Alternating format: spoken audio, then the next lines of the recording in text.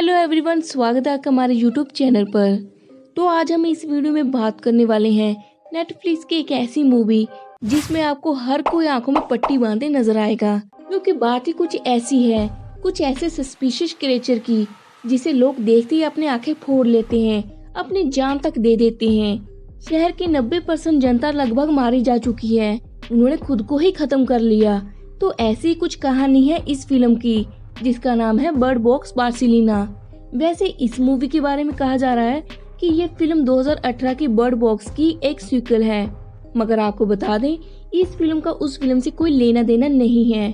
इस फिल्म की कहानी, कैरेक्टर बिल्कुल अलग है और इसलिए आपको उस फिल्म को देखने की भी जरूरत नहीं है। तो चलिए शुरू करते हैं इस फिल्म को, जिसमें हमें सबसे पहले दो कैरेक्टर देखने को मिलते हैं।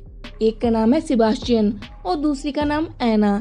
ये दोनों बाप बेटी हैं जो बहुत ही खुश नजर आ रहे हैं और एक स्केटिंग हॉल में स्केटिंग कर रहे हैं, क्योंकि इन्हें ये पल बहुत लंबे समय के बाद देखने को मिले।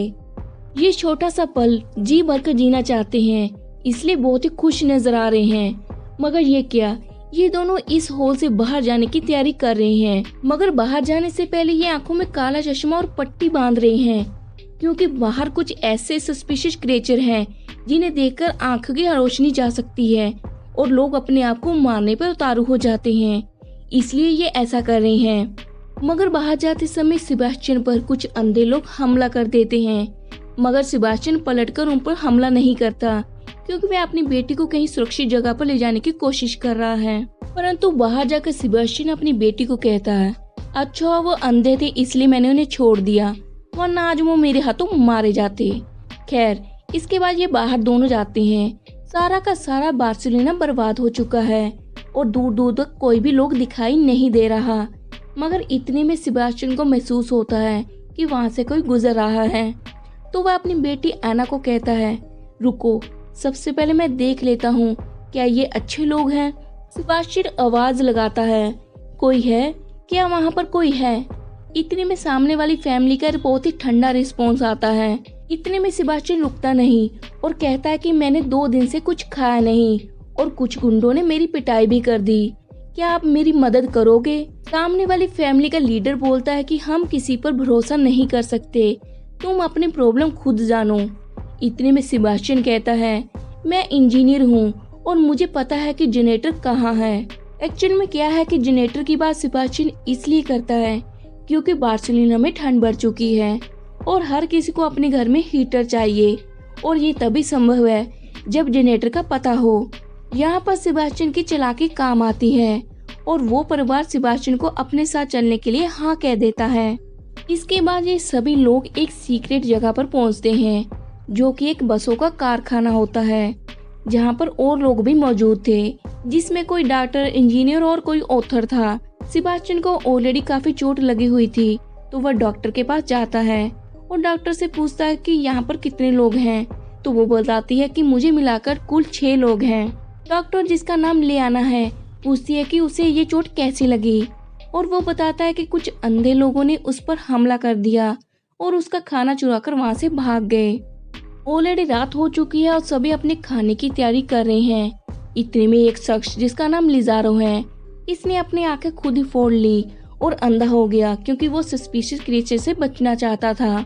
लिजारो बताता है कि शहर में अभी भी कुछ ऐसे लोग हैं जो उस क्रिएचर से ऑब्सेस्ड हैं, क्योंकि वो क्रिएचर उन्हें कुछ नहीं कहती तो वो लोगों की आंखें खोल देते हैं, जिसके कारण लोगों की जानें चली जाती हैं।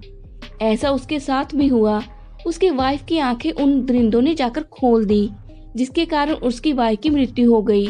वो लोग उसके साथ भी ऐसा करना चाहते थे, मगर उसने अपनी खुद ही आंखें फोड़ ली और उससे बच गया।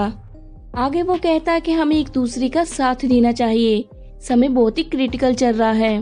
अब रात बहुत ही हो चुकी है और सेबास्टियन का ध्यान उन गाड़ी की चाबियों पर जाता है जो कि डॉक्टर के कमरे में उसने देखी थी। जब सभी सो रहे होते हैं तो सेबास्टियन चुपके से गाड़ी में जाता है और एक एक करके सारी चाबियों को लगाना शुरू करता है। इतने में ही सेबास्टियन को डॉक्टर देख लेती है और उसे रोकने की कोशिश करती है, मगर सेबास्टियन बिल्कुल भी नहीं सुनता और बिना देखे ही गाड़ी चलाकर गाड़ी वहां से बाहर ले आता है। सभी सेबास्टियन से नाराज हो जाते हैं। वे कहते हैं कि उन्होंने सेबास्टियन को जगह दी, मगर वह धोखेबाज निकला। इतने में ही सेबास्टियन को महसूस होता है कि वो क्रिएचर आना शुरू हो गए हैं। जब जब क्रिएचर आते हैं पत्ते जोर जोर से उड़ने लगते हैं, जोर जोर से तेज हवा चलने लगती है और सभी को अपनों की आवाजें सुनाई देने लगती हैं, चिल्लाते हुए, गुस्सा होते हुए। ये सारी आवाजें सुनकर इंसान आपे से बाहर होने लगता है। सबसे पहले एक शख्स जो उस क्रिएचर को देखता है कांच के टुकड़े से अपना गला काट लेता है। दूसरा वो लेडी डॉक्टर उस क्रिएचर को देखते ही चलते टायरों में अपना सिर देकर आत्महत्या कर लेती है। और तीसरा शख्स गाड़ी से निकले पेट्रोल पर लाइटर जलाकर अपने आप को जलाकर मार लेता है। सच में ये मंजर बहुत ही भयानक था। अगर इस भयानक मंजर के पीछे की बात करें तो ये सिर्फ और सिर्फ मन का डर है। जितना भयानक मन का डर होगा हमें उसके रिजल्ट भी वैसे ही देखने को मिलेंगे। इसीलिए हम उन मरने वाले लोगों के अंदर से रूह को निकलता देखते हैं। और इसी के साथ हमें एक और बात पता चलती है कि सेबास्टियन की बेटी ऐना वो भी मारी जा चुकी है और सेबास्टियन अपनी बेटी और अपनी पत्नी को वापस पाने के लिए भगवान को खुश करने की कोशिश कर रहा है। उसे ऐसा लगता है जितना ज्यादा लोगों को वो मारेगा भगवान खुश होकर उन्हें अपनी बेटी और उसकी पत्नी को वापस दे देगा। इसके बाद कहानी हमें 9 महीने पहले देखने को मिलती है। सेबास्टियन एक इंजीनियर है और समय में उसे कॉल आता है कि 2 टरबाइन में मजदूर कूदकर जान दे रहे हैं। वह घबरा जाता है और जल्द से ऑफिस में पहुंचता है। ऑफिस जाते ही उसे भयानक मंजर देखने को मिलता है। सारे शहर में अफरा तफरी मची हुई है। उसकी वाइफ का कॉल आता है कि आना स्कूल में है। वह रेलवे स्टेशन की तरफ जाता है मगर जैसे ही रेलगाड़ी आगे आती है लोग उसे देखकर गाड़ी के आगे ही कूद जाते हैं। वह वहां पर अपनी जान बचाकर बाहर निकलता है और उसे वहां से निकालकर चर्च की तरफ जाता है मगर फादर उसे वहां पर रोक लेते हैं और उसे ईश्वर का चमत्कार देखने को कहते हैं। वह और उसकी पत्नी बार्सिलोना से बाहर जाने का प्लान बनाते हैं मगर उसकी पत्नी उसकी आंखों के सामने ही कार एक्सीडेंट में मारी जाती है। इसके बाद कहानी फिर से प्रेजेंट में चलती है। इसके बाद फिर से लोगों को झूठ दोहराना शुरू करता है और बताता है कि उसे मारा और पीटा गया और उसको अपने साथ में मिला लिया जाए। और उसे जनरेटर के बारे में पता है और वह एक इंजीनियर था मगर इसके बाद उस फैमिली को वह जनरेटर बताने से मना कर देता है जिसके कारण उसका झूठ पकड़ा जाता है। वहाँ पर एक छोटी लड़की होती है जो कि जर्मन भाषा जानती है। जैसे ही उस फैमिली का एक लड़का उसे पीटने वाला होता है तो वो लड़की कुछ जर्मन में बोलती है। दरअसल ये लड़की भी अपना परिवार खो चुकी है और इस परिवार ने इस लड़की को अपने यहाँ जगह दी। वो लड़की जर्मन भाषा में कुछ बोलती है। इसके बाद सभी उस लड़की से बात करने के लिए कहते हैं। उस बच्ची से पता करते हैं कि उसकी माँ और उसका परिवार कहाँ है।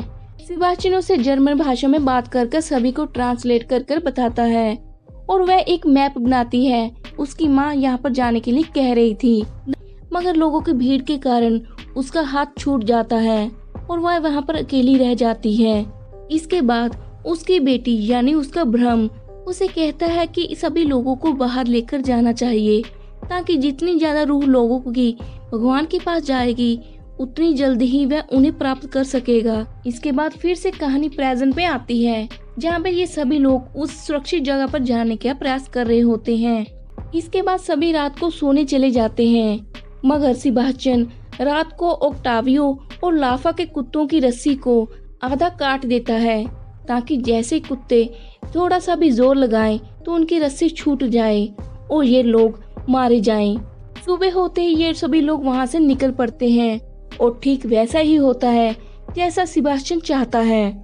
जैसे ही वो क्रिएचर आते हैं तो कुत्ते जोर जोर से भौंकने लगते हैं और रस्सी छुड़ाकर वहां से निकल पड़ते हैं मगर लाफा अपनी आंखों से पट्टी निकाल देता है और जैसे ही उस क्रिएचर को देखता है गाड़ी के शीशे में अपना सिर देखकर अपने आप को खुदकुशी कर लेता है।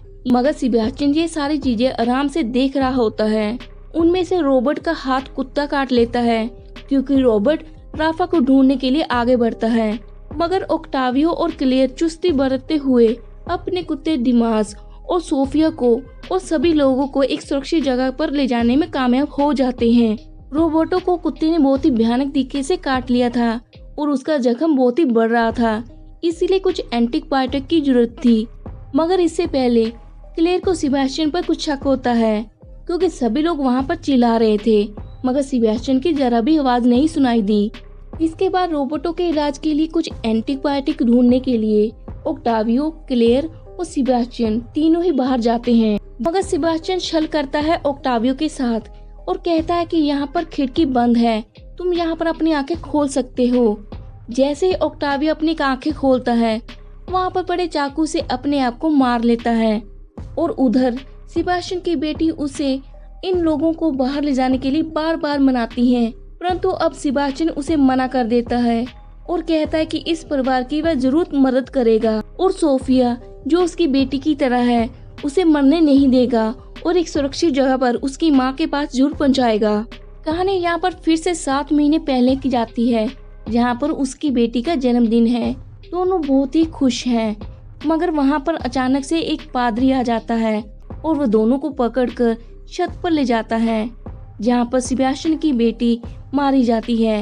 एक्चुअली ये क्रिएचर 2 तरीके से काम करते हैं, एक तो लोगों को विवश करते हैं आत्महत्या करने के लिए और दूसरा जो उन क्रिएचर के लिए काम करे ताकि वह लोगों की आंखें खोल सके और उन क्रिएचर को देखकर वह लोग आत्महत्या कर लें। इसलिए सेबेस्टियन बच जाता है। इसके बाद कहानी फिर से प्रेजेंट में दिखाई जाती है, जहाँ पर सेबेस्टियन और उस पादरी के बीच बहुत ही घमासान युद्ध होता है, क्योंकि सेबेस्टियन अब क्लेयर और सोफिया को बचाना चाहता है। क्लेयर सोफिया को लेकर वहाँ से भागकर केबल तार की तरफ जाती है, जहाँ पर सुरक्षित सबसे ऊंची जगह पर जाया जा सके।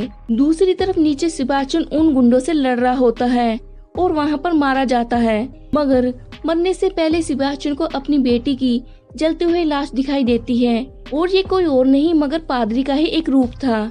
इसके बाद हमें एक सीन देखने को मिलता है, जहाँ पर सोफिया और क्लेयर गवर्नमेंट की सुरक्षित जगह पर है। काफी पुलिस लगी हुई है। सोफिया वहाँ पर भीड़ में अपनी माँ को ढूंढ लेती है। उधर क्लेयर के कुछ टेस्ट होते हैं, जहाँ पर उसे ऑब्जर्वेशन में रखा जाता है और उसका ब्लड सैंपल भी लेकर रख लिया जाता है, ताकि आने वाले समय में ऐसी प्रॉब्लम आने पर कुछ साइंटिफिक रिसर्च की जा सके और लोगों को बचाया जा सके। मगर वहाँ पर चूहों पर एक एक्सपेरिमेंट होना बाकी था और वहाँ पर चहचहाते हुए पंछियों में एक भूख सी नजर आ रही थी। यानी इस फिल्म का एक नेक्स्ट पार्ट जरूर आने वाला है। और वहाँ पहुँचने के बाद क्लेयर और सोफिया के साथ क्या हुआ, क्या क्रिएचर वहाँ पे पहुँच पाएंगे, इन सभी सवालों का जवाब तो हमें नेक्स्ट आने वाली फिल्म में मिलेगा, अगर इसका सीक्वल बनता है।